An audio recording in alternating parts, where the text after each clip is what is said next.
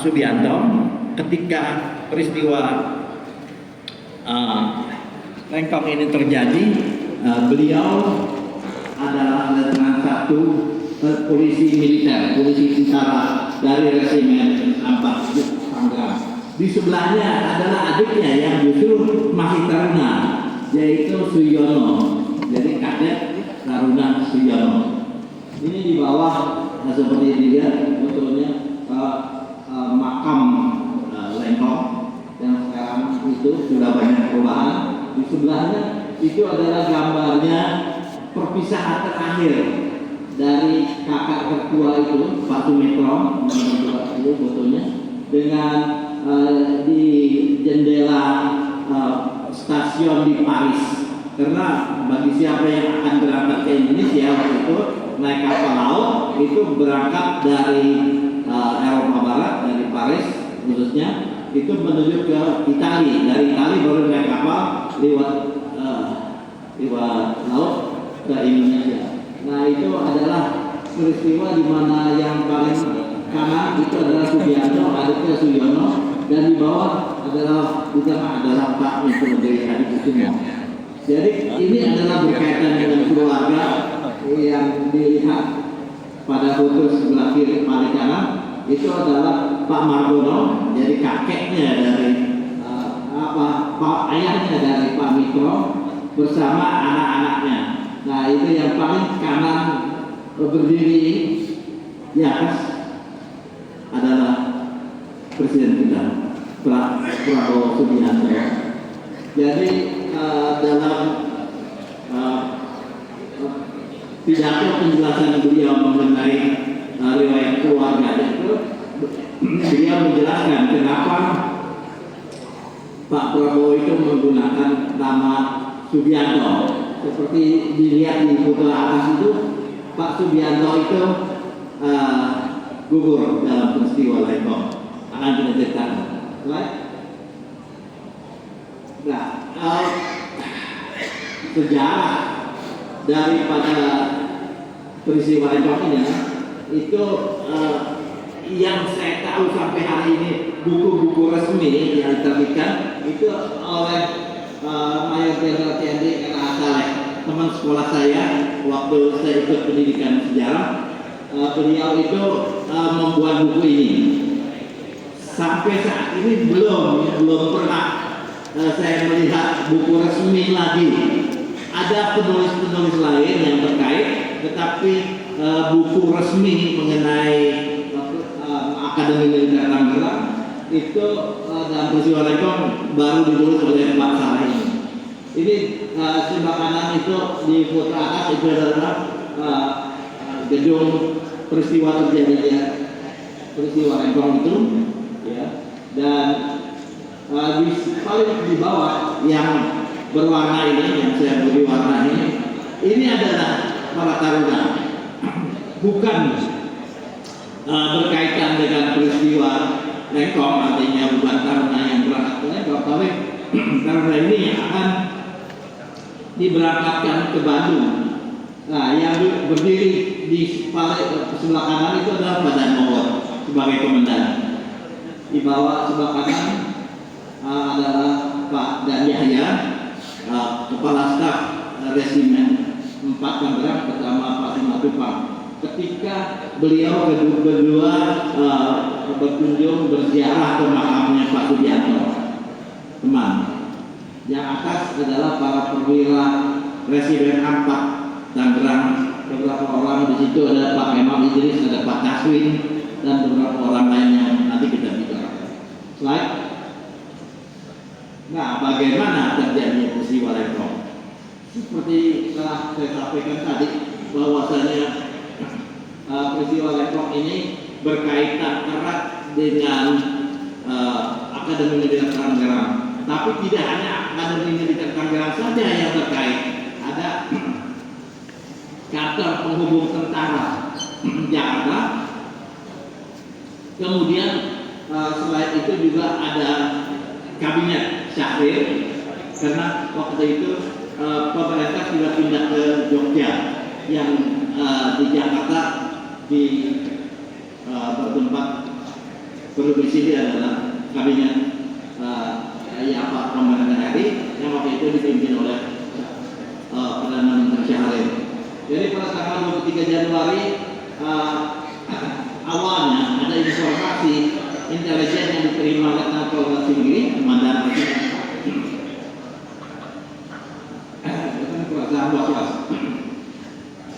disebutkan dalam laporan itu bahwa tentara Belanda yang sudah menduduki Parung Bogor akan bergerak lempok guna melucuti pasukan Jepang. Jadi pihak Belanda pun sudah berpikir untuk melucuti pasukan Jepang yang ada di Lengkong.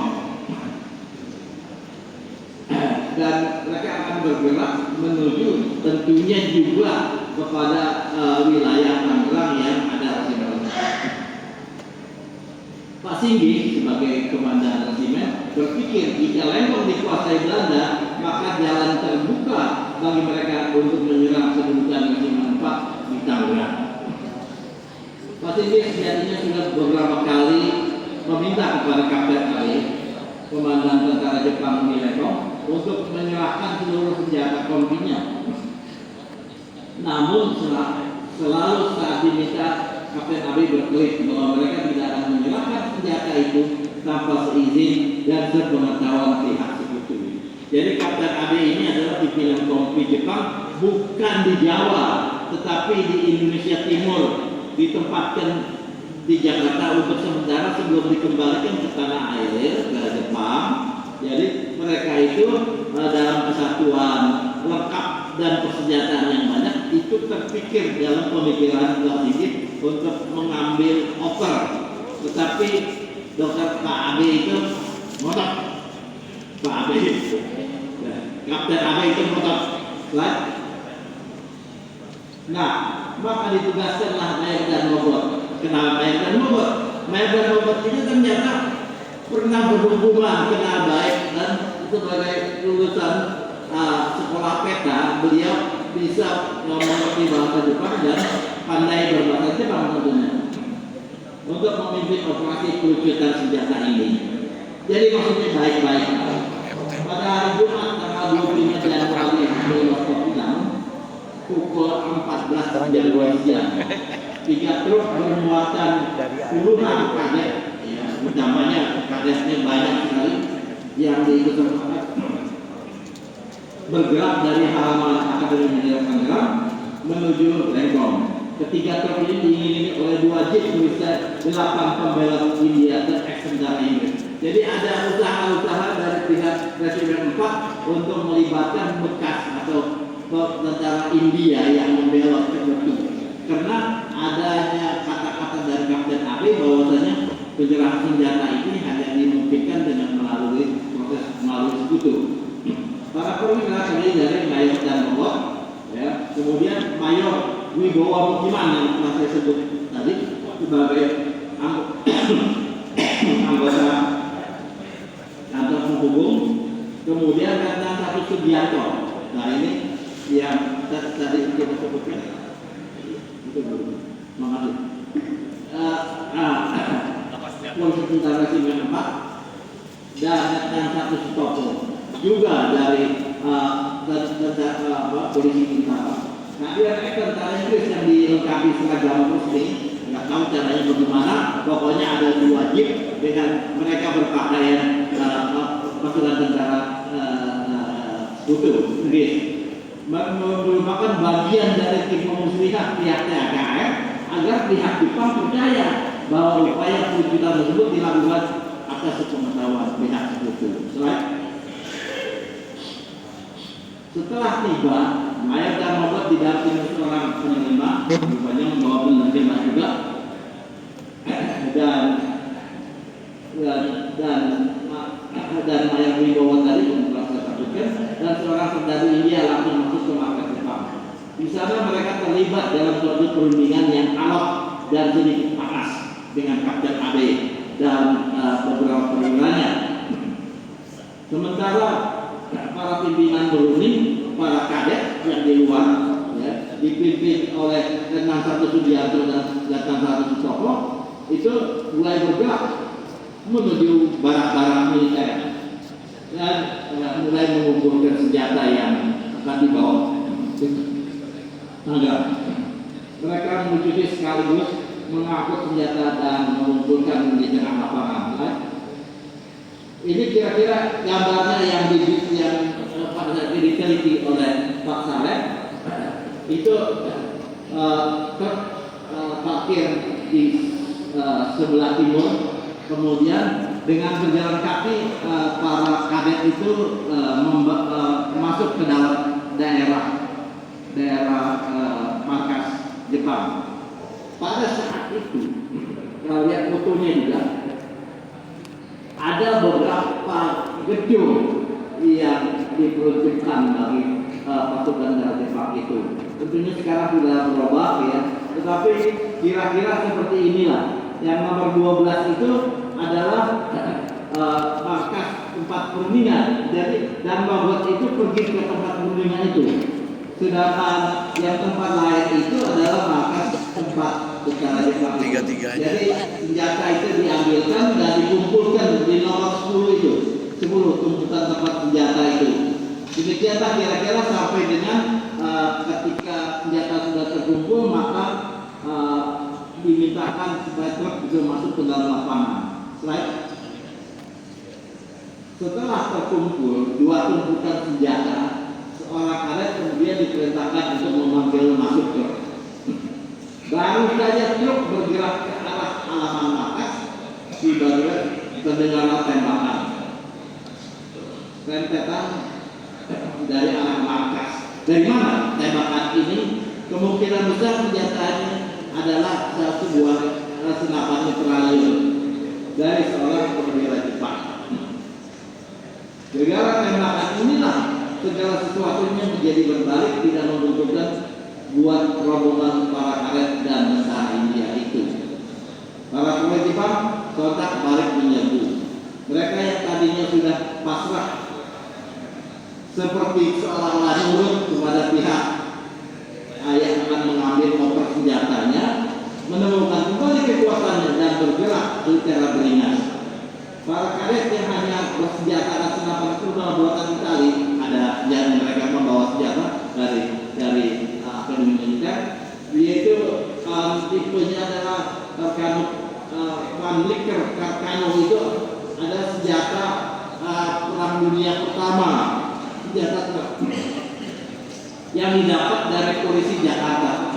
Tentunya menjadi tidak berdaya. Alih-alih bisa mengimbangi mereka yang sebagian besar masih awam soal penggunaan senjata, menjadi bulan-bulan oleh di Jepang yang disebut-sebut saja baru pulang dari pertempuran di Pasifik. Menurut salah seorang pelaku sejarah ex-kadet Ateng Iwasara, begitu komandan pertama diteriakkan oleh perwira Jepang, tanpa banyak bicara prajurit dan jenderal Jepang itu secara terkoordinir menyerbu balik seraya melepaskan tembakan membabi buta pecah-pecah. Akibatnya para karet yang banyak langsung terkena tembakan berkelimpangan di lapangan dan sela-sela pohon karet. Pada saat itu banyak lembar bercerita kalau di sekitar itu banyak lubang-lubang galian-galian untuk pertahanan, maksudnya itu dipergunakan untuk perlindungan. Hingga itu Lempong menjadi negara. Mereka bertempur betul-betul tanpa komando, bergerak sendiri-sendiri. Dan Bogor itu didatangi oleh Pak Bianto dan dilaporkan Pak Danoka keluar dan dia berteriak, ya. Tapi keadaan sudah tidak memungkinkan lagi untuk melakukan tindakan-tindakan yang padat. Tragedi Lempong merupakan pembantaian di sekitar perkebunan karet. Kurang pengalaman dan tempur dari khususnya para adat dan minim senjata menjadikan pasukan kita ini menjadi ajang kebrutalan tentara Jepang yang frustrasi karena sebenarnya mereka baru saja kalah perang dan dalam kondisi psikologis yang mencekam. Ini Pak Margono, kakeknya Pak Prabowo, itu berpidato jauh sebelum tahun 90-an dan ketika pemakaman, bukan pemakaman tapi beberapa saat kemudian, tapi ketika pemakaman Pak Mardiono masih sempat ikut memakamkan Pak Sugiarto dan adiknya Pak Suryono. Ini apa namanya pengalaman hidup keluarga yang sangat, bukan tentu saja Pak Mardiono, ada beberapa nama-nama lain yang terkait dengan mereka-mereka yang gugur. Dan di sebelah kanan itu adalah taruna, tempat taruna mengadakan upacara. Jadi pada tahun kalau nggak salah tahun 90-an itu. Jadi menurut pihak panitia namanya Yayasan 25 Januari itu pernah ditetapkan oleh oleh Panglima TNI bahwasanya ini adalah tempat yang mendapatkan haknya untuk dinyatakan sebagai satu makam taruna. Yang pertama mereka sudah gugur tahun 46 sebelum banyak perwira lain yang gugur. Ini nama-namanya bisa dilihat, ada 3 orang perwira yang gugur, yaitu Pak Danmogot sendiri, kemudian Pak Bianto sebagai polisi tentara, dan Pak Como juga sebagai polisi tentara. Pak Wibowo Mukiman, beliau mayor Wibowo Mukiman itu bercerita waktu saya mewawancara istrinya pada tahun 94 kira-kira. Itu istrinya bercerita, suami saya itu memang tertembak tetapi kena kopor rim, jadi nggak tembus. Dari mereka-mereka yang tidak gugur di luar daripada yang 34 orang ini, itu akhirnya menjadi tawanan Jepang dan 2-3 hari kemudian dikirim ke Bogor menjadi tawanan sekutu. Ketika itu di Bogor berdomisili pasukan sekutu sampai kemudian mereka dibebaskan. Saya rasa itu ya bahan-bahan dasar kesejarahan yang bisa saya sampaikan. Terus terang saja dasar daripada penulisan ini berdasarkan karya tulis yang dibikin oleh Pak Hendy Jo, teman saya penulis sejarah yang di sebelah kanan itu. Jadi sudah beberapa kali, bukan bosan, sejak tahun 90-an kami bersama-sama aktif, tapi tidak lepas dari itu tentunya dalam hal ini keputusan bos saya. Dia sampaikan kita juga tidak lepas tanpa peta, rasa-rasanya tidak akan terbentuk bukan hanya resimen, ya kan, tapi 3 bakal TNI. Mungkin demikian. Assalamualaikum warahmatullahi wabarakatuh. Waalaikumsalam warahmatullahi wabarakatuh. Terima kasih banyak Bapak Dr. Terus saya silakan. Ya. Kita silakan duduk. Ya. Narasumber berikutnya adalah Bapak Kapten Infanteri Purnawirawan Kasbila selaku